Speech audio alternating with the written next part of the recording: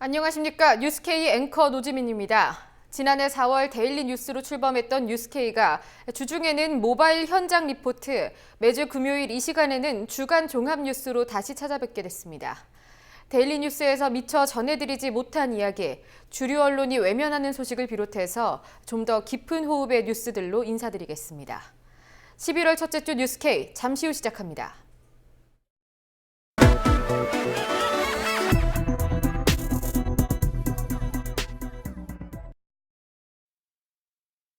정부가 끝내 역사 쿠데타의 첫 발을 내딛었습니다. 지난 3일 정부가 역사교과서 국정화를 선언하기까지 온갖 편법적 행태가 난무했습니다. 역사교과서 국정화 과정에서 자행된 절차적 문제점들을 박다솔 기자가 정리했습니다. 중고등 역사교과서의 국정화가 선포된 지난 3일, 황교안 총리와 황우여 부총리 겸 교육부 장관은 연신 올바른 교과서를 만들겠다고 강조했습니다. 국민 통합을 이루기 위하여 국가의 책임으로 올바른 역사 교과서를 발행하기로 결정했습니다. 올바른 역사 교육을 위한 정부의 진정성을 믿어주시기 바랍니다. 청와대도 힘을 보탰습니다. 국정화가 확정된 다음 날 청와대 대변인은 기자들과 만나 이제는 올바른 교과서를 만드는 일에 국민들의 지혜와 힘을 모아야 한다고 말했습니다. 올바른 역사 교과서를 만드는 추진 과정은 올바르지 않았습니다.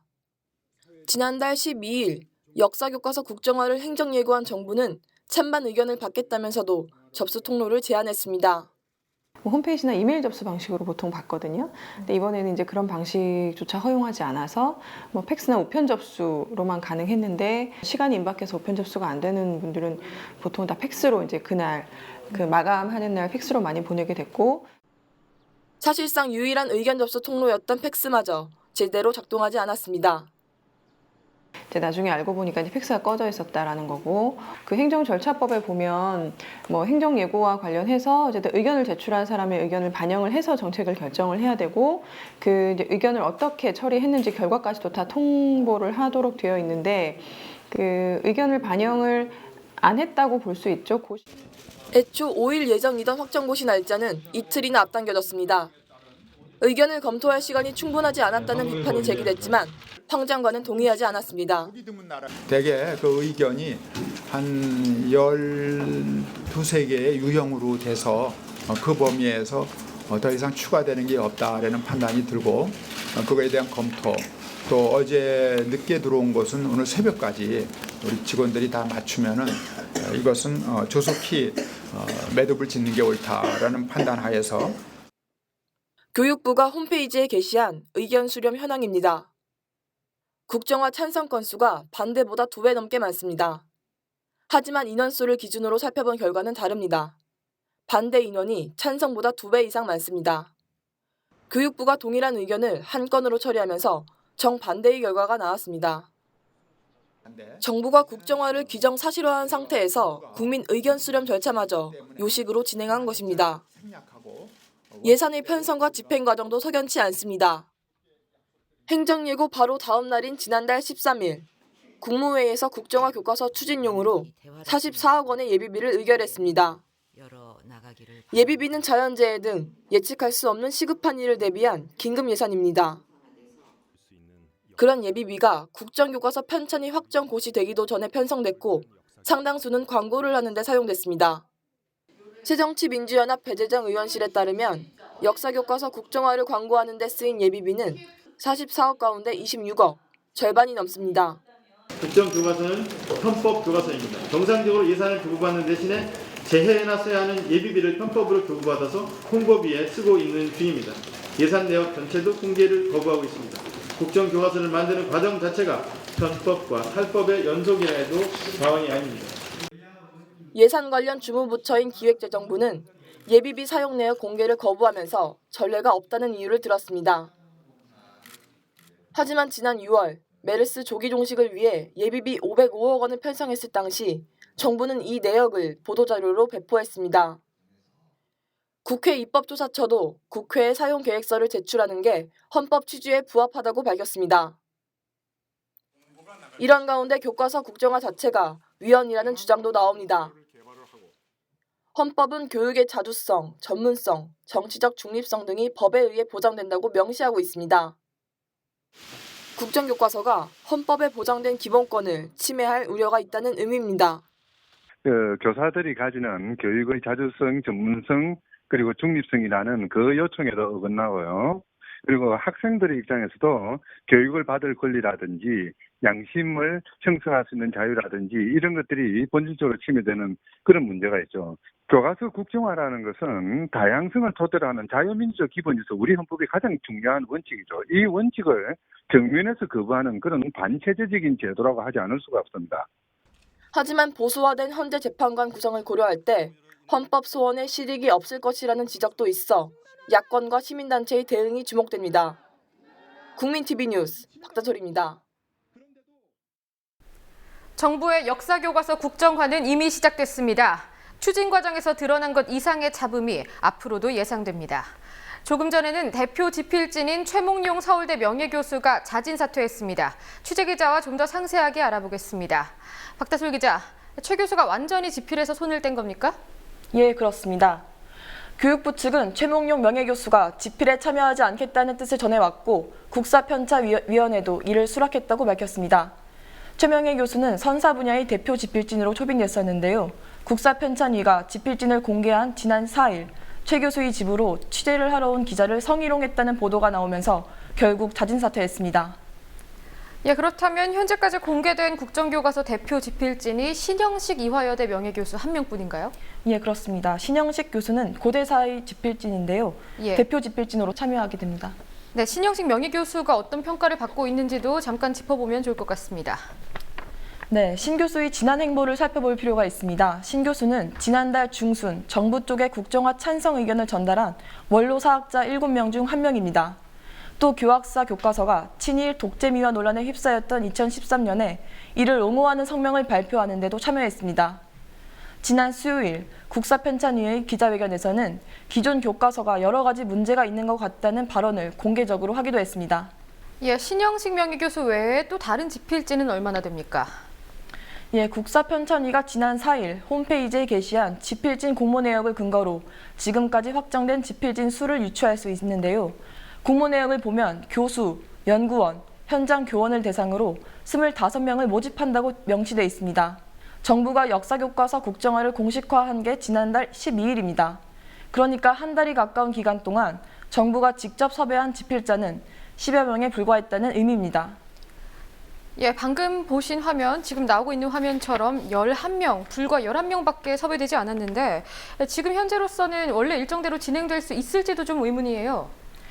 예, 국사편찬위 관계자는 아직 집필진 공모가 남아있기 때문에 무리 없이 진행될 수 있다고 밝혔습니다.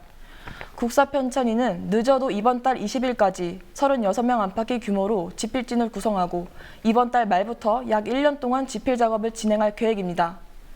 집필이 끝난 교과서는 내년 12월 감수와 현장 적합성 검토를 거친 뒤 2017년 3월부터 교육 현장에서 사용될 예정입니다. 네, 아무래도 밀실 집필, 편향성 논란, 이런 논란들에서 벗어나기는 어려워 보입니다. 정치권에서는 국정화 강행의 후폭풍이 오래가지 않을 것으로 보입니다.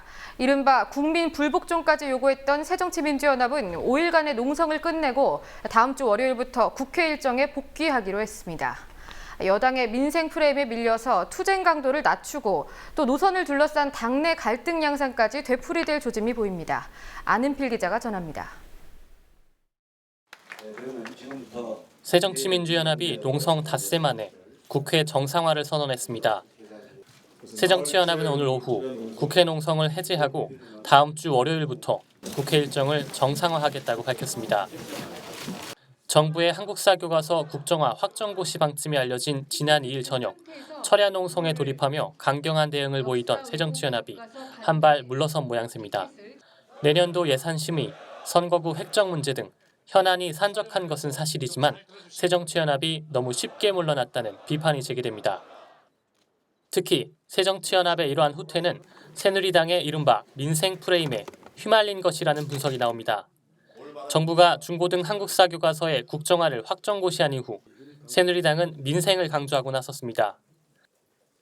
지난 목요일에는 회의실 문구까지 바꿔달았습니다. 한국사 교과서 관련 문구가 차지했던 자리에 민생이 들어선 겁니다. 이제는 민생입니다. 오늘 우리 당의 백보드 문구는 이제는 민생입니다로 바꿨습니다. 야당은 역사 교과서 문제로 국회를 보이콧하고 있는데 19대 국회 마지막 정기국회에서 해야 할 일이 얼마나 많은데 장애로만 돌아다니는지 참 이해할 수 없습니다. 새누리당 의원들의 발언에도 민생이 자주 등장했습니다. 국민들은 목이 말라 민생 우물을 간절히 원하고 있는데 문재인 대표께서는 민생 우물 파기를 내팽개치고 후진적인 정치 선동만을 일삼고 있습니다.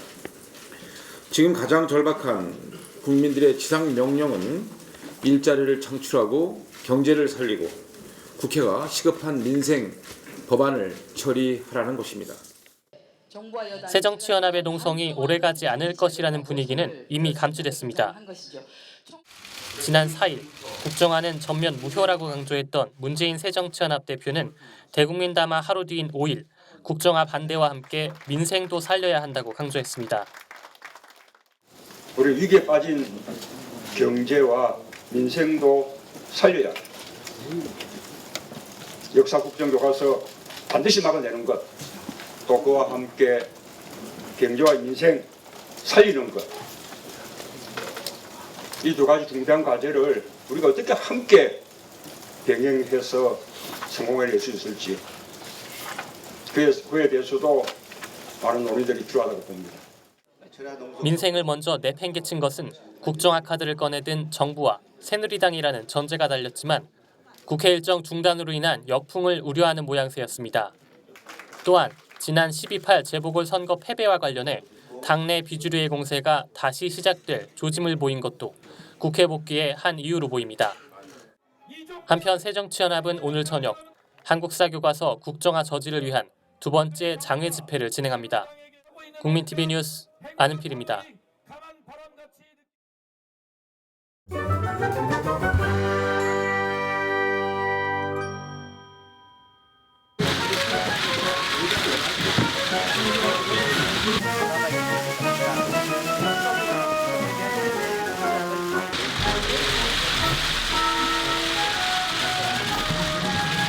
올바른 역사 교육을 위한 정부의 진정성을 믿어주시기 바랍니다.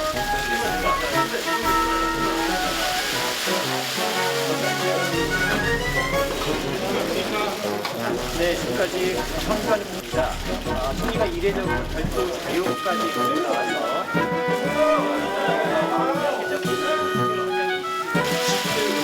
발행까지 교과서 개발 전 과정을 투명하게 운영할 것입니다.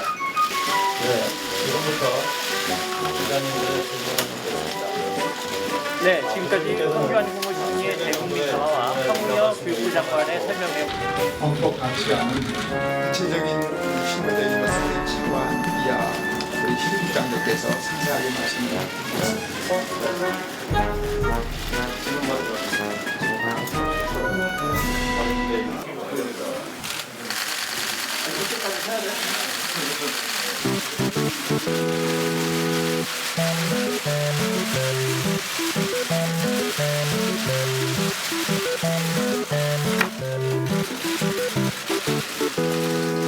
공정하고 투명한 절차로 교과서를 만들겠습니다. 지금부터 기자님들의 질문을 받겠습니다. 질문은 5분으로 수록하였음을 양해해 주시기 바랍니다. 아울러 현장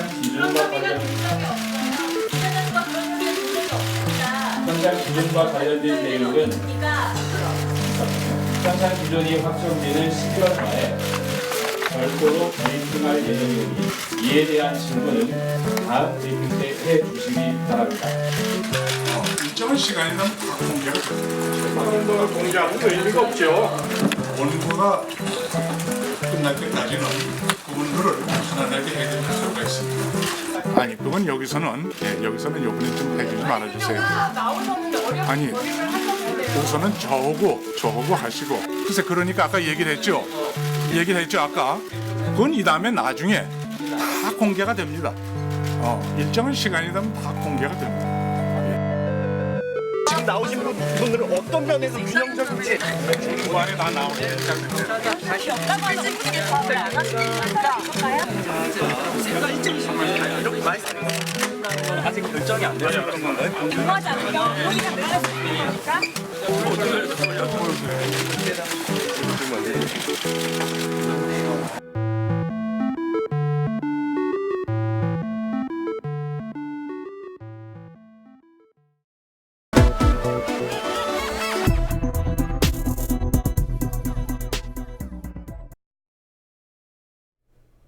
내일이면 세월호 특별법이 제정된 지 1년이 됩니다. 여전히 참사의 진짜 원인에 대해서는 추측과 의혹만이 남아 있습니다. 대체 세월호 특별조사위원회는 무엇을 한 것이냐는 비판도 있는데요. 애당초 정부에 의해 손발이 묶인 특조위가 할 수 있는 게 없었다는 지적도 나옵니다. 그 이유를 짚어봤습니다. 지난 3일 제10차 정례브리핑을 가진 세월호 특별조사위원회는 다음 달 14일부터 3일간 세월호 참사 진상규명을 위한 청문회를 진행한다고 밝혔습니다. 조사 결과물이 확보되지 못한 상태에서 청문회를 개최하게 되어 상당히 마음이 급합니다. 그러니까 11월 한 달 동안 집중적으로 청문회 내용에 대해서도 준비를 해야 되고 특조위가 구성된 이래 처음으로 열리는 청문회입니다. 특조위 활동의 첫 단계라 할 수 있는 진상규명 조사는 2달 전인 지난 9월에서야 시작됐습니다. 내일이면 세월호 특별법이 제정된 지 1년이 되지만 특조위는 지금껏 주목할 만한 성과를 내지 못했습니다. 세월호 참사 유가족 측 변호사는 특조위가 제대로 조사 활동을 하기 어려운 환경이라고 지적합니다. 아예 지금 활동 자체를 어렵게 만든 여러 가지 제약 조건들 때문에 문제가 발생하고 있어요. 수사권이 있었으면 더 잘했을 텐데 라는 단계까지도 못 가고 애초에 조사 자체를 하는 데 있어서도 굉장히 어려움을 겪고 있는 그런 상황이 현재 상황이라고 보시면 될 것 같습니다. 지난해 11월 7일 여야 원내대표의 합의로 제정된 세월호 특별법은 올해 1월 1일부터 시행됐습니다. 2달 뒤인 3월 5일 상임위원들이 임명됐지만 정부가 특조위의 독립성을 약화시키는 시행령을 제정하면서 5월까지 특조위의 활동이 사실상 마비됐습니다. 예산도 뒤늦게 배정됐습니다. 특조위에 예산이 배정된 시점은 별정직 공무원이 배치된 뒤인 지난 8월. 특별법 제정 이후 8개월 동안 공전을 거듭한 끝에 특조위는 3달 전에 이르러서야 실질적인 활동을 시작했습니다. 전체 조직은 여전히 갖춰지지 않았습니다. 9월 31일 현재 특조위 전체 인원은 74명. 시행령이 규정하는 초기 인원인 90명에도 미치지 못할 뿐 아니라 최종 정원 120명의 약 62%만으로 운영되고 있습니다. 특조위 측은 이번 달 중순이 지나야 최종 정원이 채워질 것으로 보고 있습니다. 충원이 다 된다 해도 제대로 된 조사 작업을 진행하지 못할 가능성이 있습니다. 정부가 특조위의 활동 시한을 내년 6월로 못 박았기 때문입니다. 세월호 특별법 제7조 1항에 따르면 위원회는 구성된 시점부터 1년간 활동할 수 있으며 6개월 이내에서 활동 기간을 연장할 수 있습니다. 정부는 특별법 제정일인 1월 1일이 위원회 구성 시점이라면서 1년 6개월 뒤인 내년 6월에 활동을 종료해야 한다고 주장합니다. 반면에 특조위 측은 예산이 배정된 지난 8월부터 위원회가 구성된 것으로 봐야 한다는 입장입니다. 임명만 하면 1월 1일로 소급되기로 돼 있는데 소급된 1월 1일부터 상임위원이 있었으니 그러니 이제 그 조사 개시를 조사를 할 수 있었지 않겠냐, 이거는 아닌 거죠. 이 조사관들이 있어야 뭘 하는 거죠. 특별조사를 위원할 그 위원회의 준비가 된 거가 언제냐? 저희가 볼 때는 인원과 예산이 배정된 날이니까 8월부터라고 생각한다는 거죠. 그럼에도 불구하고 특조위 구성 시점이 특별법 제정일로 확정된다면 특조위는 내년 7월에 인양될 예정인 세월호 선체에는 손도 대지 못하게 됩니다. 기획재정부는 이미 특조위가 신청한 인양선체 조사 예산을 삭감했습니다. 지난 10월 국회 운영위원회에 출석한 안종범 대통령 비서실 경제수석 비서관은 특조위가 신청한 예산이 해수부의 인양선체 관리 예산과 중복되기 때문에 예산을 삭감했다고 밝혔습니다. 하지만 사실과 다르다는 지적이 제기됩니다. 미수습자 수습과 해양오염 방지가 목적인 해수부 예산안과 달리 특조위 예산안은 선체조사를 통한 진상규명 용도라는 설명입니다. 지금 강주 고등법원 같은 곳에서는 왜 침몰했는지에 대해서 조타를 잘못했다도 있지만 선체에 뭔가 결함이 있을 수도 있다 이런 입장도 재판부에서 표명을 하셨고, 그래서 인양된 후에 인양된 선체에 대해서 정밀하게 검사할 필요가 있다고 하는 것이 판결문의 내용을 보면 그런 취지가 나와 있어요. 그런 거는 사실은 진상규명과 관계가 있다는 거죠. 지난 4월 세월호 참사 당시 3등 항해사와 조타수에게 무죄를 선고한 재판부는 바닷속에 가라앉은 세월호 선체를 인양해 정밀 조사를 해야만 사고 원인이 밝혀질 수 있다고 지적했습니다. 세월호 선체가 참사의 마지막 증거가 될 수 있다는 겁니다. 유가족 측 변호인 역시 세월호 선체 조사 결과의 중요성을 강조합니다. 다른 과거에 만들어졌었던 여러 진상규명위원회들과 달리 청문회를 할 수 있는 권한이 부여되어 있고 그 청문회를 무제한으로 할 수 있습니다. 그리고 특검을 한 번도 아니고 2번을 요청할 수 있게 돼 있어요. 그러니까 권한 자체는 비록 우리가 요구했던 수사권과 기소권을 갖지는 못했지만 역대 어떤 위원회보다 강력한 권한을 갖고 있거든요. 어느 정도 활동을 할 수 있게 국민분들이 좀 도와주시면 생각했던 것 이상의 결과가 나올 수도 있다고 저는 보고 있어요. 정부가 특조위 활동에 대한 입장을 번복할 여지를 보이지 않고 있는 가운데 공은 국회로 넘어갔습니다. 활동 기한을 연장하는 내용을 담은 특별법 개정안의 통과 여부가 특조위의 운명을 가를 것으로 보입니다. 국민TV 뉴스 노지민입니다. 앞서 전해드린 대로 이제 막 조사를 시작한 특조위는 앞으로의 활동이 불투명해졌습니다. 특조위가 세월호 선체를 조사하기 위해서는 여야가 특조위 기간 연장에 합의해야 하는데요. 새누리당은 이 합의에 대해서 부정적인 입장을 보이고 있습니다. 지난달 28일에 열린 국회 농림축산식품해양수산위원회. 그것을 가지고 정의를 하고 늦추자 하는 것은 정말로 세월호 법을 가지고 국회 농해수위 예산을 발목 잡게 하는 것이지. 세월호 이 특별법 개정안에 대한 문제를 매듭을 짓지 않고 대강 봉합해가지고 그냥 예산을 처리하자. 이것은 저는 우리 위원회, 우리 국회가 제대로 자기 역할을 정확하게 못 하는 것이라고 생각합니다. 여야 원내대표단은 지난 5월 특조위 활동기간 연장을 포함한 특별법 개정안을 이번 정기국회에서 처리하기로 합의했습니다. 하지만 새누리당 의원들이 예산안부터 처리하자고 주장하면서 특조위 활동 기한부터 매듭 짓자는 야당 의원들과 마찰을 빚었습니다. 결국 이날 농해수위 전체 회의는 여야 간 공방만 이어지다 끝났습니다. 농해수위 소속인 신정훈 새정치민주연합 의원은 특조위 활동 기한이 보장되지 않으면 예산 편성이 무용지물이라고 주장합니다. 세월호 선체 인양 이전에 끝나버리면 의미가 없지 않습니까? 그래서 이 예산이 제대로 쓰여지기 위해서는 정부나 여당이 세월호 특조위 활동 기한을 현재 어떤 이 규정되어 있는 정부가 해석하고 있는 이런 기간보다도 6개월 이상 연장돼야 된다. 지난 10월 국회 농해수위 예산결산소위원회는 특조위 활동 예산을 정부안보다 2배가량 늘렸습니다. 재편성된 금액 가운데 기재부가 전액 삭감했던 인양선체 조사 비용도 포함됐습니다. 특조위가 인양선체 조사를 진행한다는 전제로 예산을 합의한 겁니다. 의결된 예산안이 확정되려면 소관 상임위인 농해수위를 거쳐서 예산결산특별위원회까지 통과해야 합니다. 하지만 농해수위 소속 여당 의원들이 특조위 활동기간 합의에 부정적이기 때문에 상임위 처리 과정부터 녹록지 않습니다. 예결특위 역시 마찬가지입니다. 예결특위 심사 과정에는 기획재정부가 참여합니다. 상임위원회에서 증액한 특조위 예산안을 다시 삭감할 가능성도 있습니다.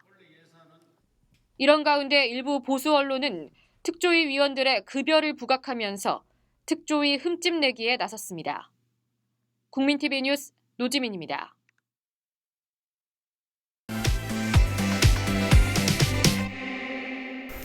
뉴스K가 선정한 한 주간의 주요 뉴스, 뉴스K 주간 브리핑입니다.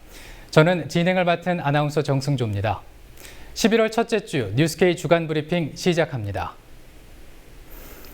지난 3일 정부가 중고등 역사교과서의 국정화 발행을 확정 고시했습니다. 올바른 역사교과서를 투명하게 만들겠다는 정부의 발표와는 달리 단 2명의 지필집만이 공개됐고 그중 최몽룡 서울대 명예교수는 오늘 사퇴했습니다. 국정화 추진 절차상에 문제가 있다는 지적도 이어지고 있습니다.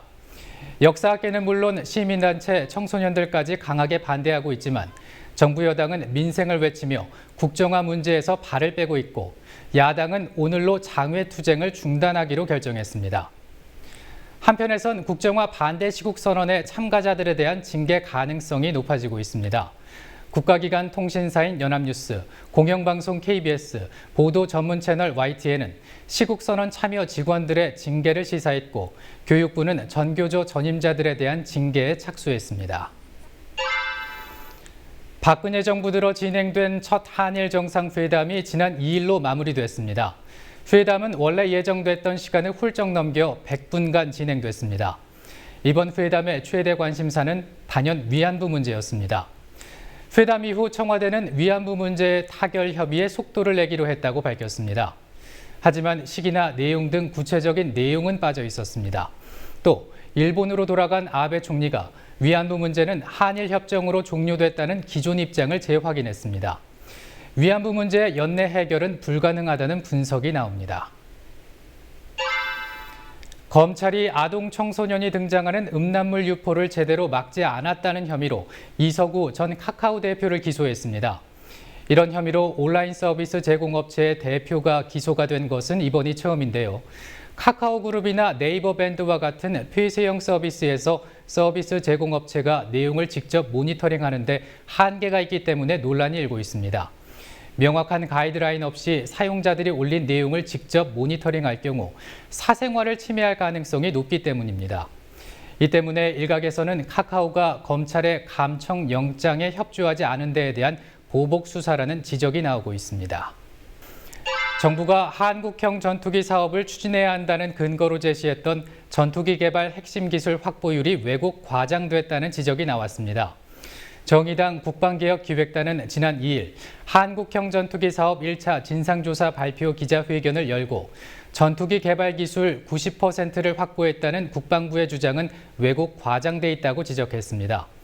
정의당 국방개혁기획단 김종대 단장은 지난해 한국과학기술기획평가원의 주관하에 객관적으로 평가한 결과 국내 기술 수준은 14%에 불과하다고 지적했습니다. 지난달 31일 이집트에서 러시아 여객기가 추락해 승객 전원인 224명이 사망했습니다. 이 추락 사건 이후 극단주의 무장 세력인 이슬람 국가 IS가 자신들이 여객기를 격추시켰다는 주장을 폈는데요. 사고의 원인이 테러였을 가능성에 무게가 실리고 있습니다. 현지 시각으로 어제 영국 정부가 폭탄 테러 가능성을 공식적으로 제기한 데 이어 미국 백악관도 테러 가능성을 배제하지 않고 있다고 밝혔습니다. 성남시에 이어 서울시도 청년 수당을 도입하겠다고 발표했습니다. 서울시는 서울에 거주하는 만 19세에서 29세 청년 가운데 정기적인 소득이 없는 미취업자 3,000명에게 최대 6개월 동안 50만 원의 활동 보조비를 지급하겠다고 밝혔습니다. 청년 니트족들이 자립할 토대를 마련해 주겠다는 겁니다. 이를 두고 일부 청년들에게 현금을 주는 것으로 효과를 보기는 어렵다면서 포퓰리즘 논란이 일고 있습니다. 지금까지 뉴스K 주간 브리핑의 정승조였습니다.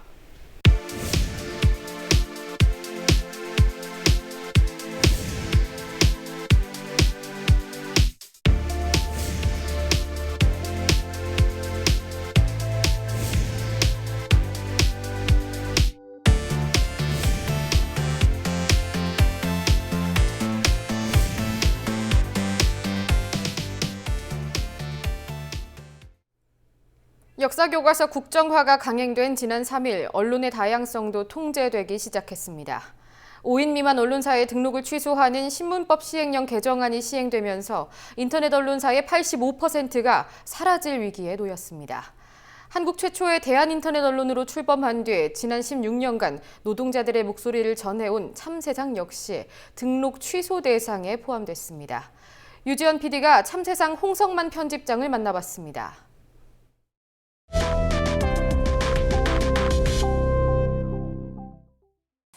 안녕하세요. 네, 안녕하세요. 네, 참세상 인터넷 신문사인데 소개를 짧게 부탁드립니다. 예, 참세상은 벌써 그냥 활동 시작한 지 16년째 되는, 그러니까 한국에서 최초의 대한 인터넷 언론이라고 보시면 되겠습니다. 일단은 뭐 저희가 광고가 없고 상업적이지 않은 형태로 운영이 되고 있어서 완전 회원제로 좀 운영을 하고 있고요. 뭐 그러다 보니 이제 저희가 이제 보도할 수 있는 여러 가지 이제 자유들이 좀 허용이 돼서 아주 오래 전부터 이제 그 비정규직 노동자나 이주 노동자, 뭐 성소수자, 여성 등의 좀 그 문제들, 사회적 약자들의 문제들을 꾸준히 보도해 오고 있습니다. 지난 3일 신문법 시행령 개정안이 국무회의를 통과했습니다. 찬성의 목소리도 또 비판의 목소리도 나오고 있는데 그 비판의 목소리 중에서는 언론 표현의 자유를 제한한다 이런 이야기들이 나오고 있는데 어떤 생각 가지고 계십니까? 최근에 이제 미디어 경향이라고 하는 것이 이제 스마트 미디어화 되고 있고 그 얘기는 이제 어떻게 보면 이제 그 언론의 규모가 작아지고 심지어 이제 개인화되고 있다고 볼 수 있는 거죠. 지금 정부의 이 조치들은 이제 스마트 미디어를 이제 선거 시기에 이제 규제하겠다라고 하는 어떤 정치적인 목적들을 분명히 좀 밝힌 행위라고 좀 볼 수 있을 것 같아요. 특히 이제 뭐 그 전 이명박 정부 때도 그렇고 지금 박근혜 정부 선거 시기마다 사실 인터넷 관련해서 이제 홍역을 앓고 있는 그런 상황이고 이게 이제 그 스마트 미디어화 되기 시작하면서 양쪽인 거죠. 하나는 인터넷 언론을 규제해야 되고 또 한편에서는 그 1인 미디어라고 불리는 이제 개인 미디어라고 불리는 뭐 블로그라든가 페이스북 같은 그런 SNS를 통제를 해야 되는데 이 흐름들을 계속해서 그 가져오고 있다고 보여집니다. 최근에 이제 인터넷 언론에 대한 이 통제도 그 연장선 하에 있는 것이 아니냐라고 보여지고요. 다음 선거를 좀 예고해 본다면 곧바로 이제 인터넷 언론에 대한 규제로부터 SNS에 대한 규제, 재갈 물리기, 정치적인 어떤 그런 압박들을 더 강화하리라고 보여집니다. 문체부 입장은 사이비 언론을 막고 그리고 저널리즘의 질을 높이겠다 이런 생각을 가지고 있습니다. 이에 대해서는 어떻게 생각하시는지요? 저는 그렇게 보는데, 그러니까 지금 고속도로에 과속이나 난폭 운전들이 많이 일어나고 있고 그것 때문에 이제 그 사고율이 높아지고 있습니다. 근데 이 고속도로의 난폭과 과속의 주범은 이제 중대형 차인데 마치 이것이 이제 차량이 늘어났기 때문에 이런 사고들이 많이 발생한다고 보고 1000cc 미만의 경차들을 그 고속도로 통행을 금지시켰다는 그런 이제 조치인 것이죠. 사실상 이제 문제의 원인과 그것의 대처 방안이 서로 다르다라고 좀 보여지는데 이게 국정교과서 도입 논리와 이번 그 인터넷 언론 규제 논리가 서로 똑같습니다.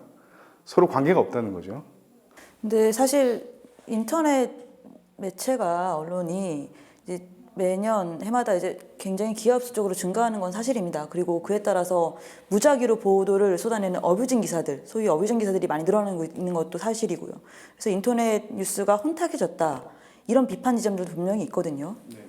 이에 대해서는 어떻게 생각하십니까? 사실상 이제 뭐 선정적인 보도나 그리고 이 광고를 끌기 위한 이 남용, 어뷰징 행위들은 그런 이제 주류 대형 언론사들에 의해서 이루어지는 것이 더 많고요, 실제로. 그 이제 포탈 중심의 이제 인터넷이 이제 포탈 중심의 이제 서비스로 가게 되면서 거기서 이제 광고를 더 많이 끌기 위한 조회수를 더 높여서 광고를 더 확대하기 위한 조치로서 뭐 여러 가지 남용 행위들이 이루어지기 때문에 이것이 사실상 소규모의 인터넷 언론들이 그렇게 할 수 없는 구조거든요. 그러니까 뭐 포털 진입 자체도 거의 불가능할 뿐만 아니라 그 속에서 뭐 남용 행위가 이루어진다고 하는 것은 더 말이 안 되는 그런 얘기라고 볼 수 있습니다.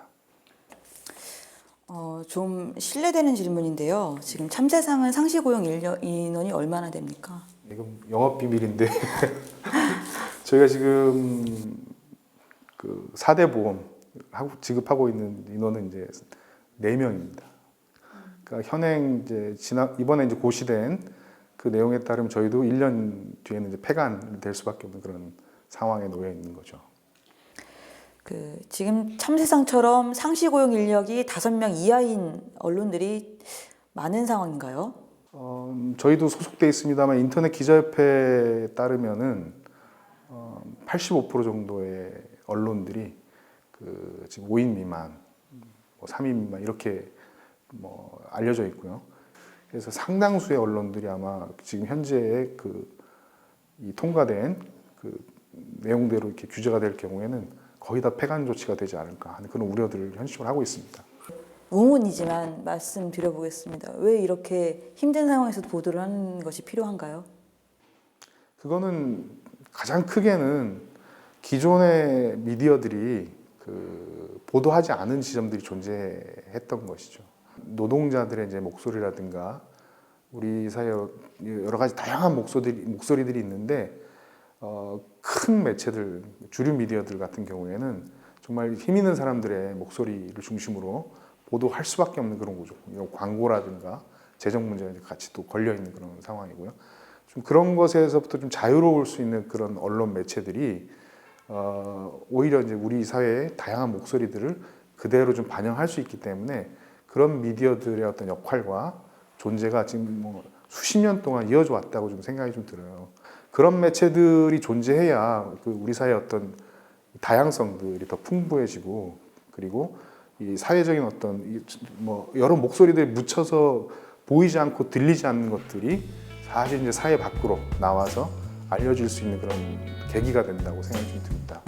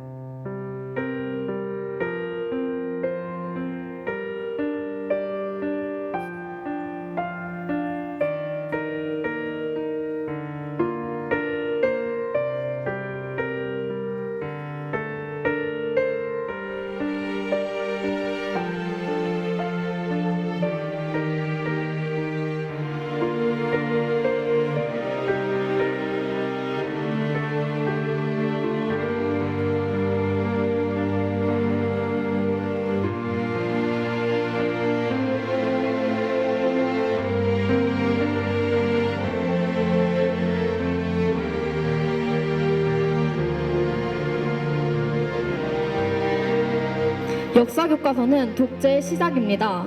그들은 역사교과서를 시작으로 그들의 나라를 만들려고 하고 있습니다. 그리고 이러한 사실은 또 역사교과서에 실리지 않게 되겠지요. 저희가 지금 행동하지 않으면은 이 나라 거짓말된 나라가 될 겁니다. 거짓된 나라가 될 것입니다. 청소년들은 국정교과서 반대한다.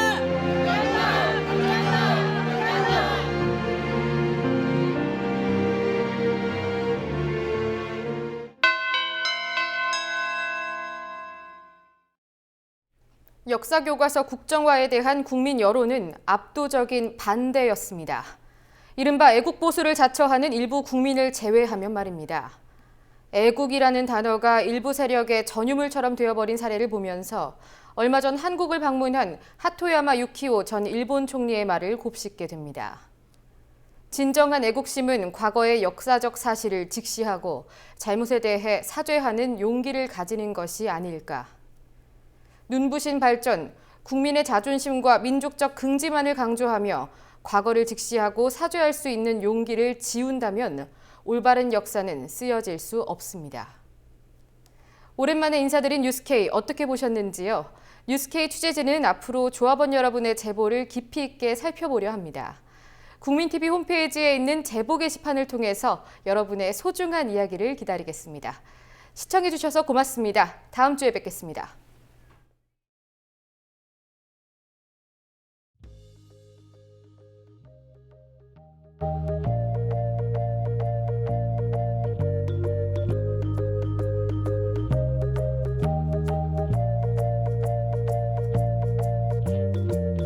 미디어 협동조합 국민TV에 가입해 주신 조합원과 예비 조합원입니다. 김지인, 김영희, 이지상, 김용구, 고혁주, 이정열, 강문희, 정희수, 임환, 염태하, 노정열, 권영래. 자본 권력과 정치 권력의 자유로운 언론 미디어 협동조합 국민TV에 가입해 주셔서 감사합니다. 미디어 협동조합은 경쟁을 통한 이익 추구보다 협력과 상생 가치를 보다 소중히 여기며 더 자유롭고 더 정의롭고 더 행복한 사회를 만드는 데 공헌하겠습니다.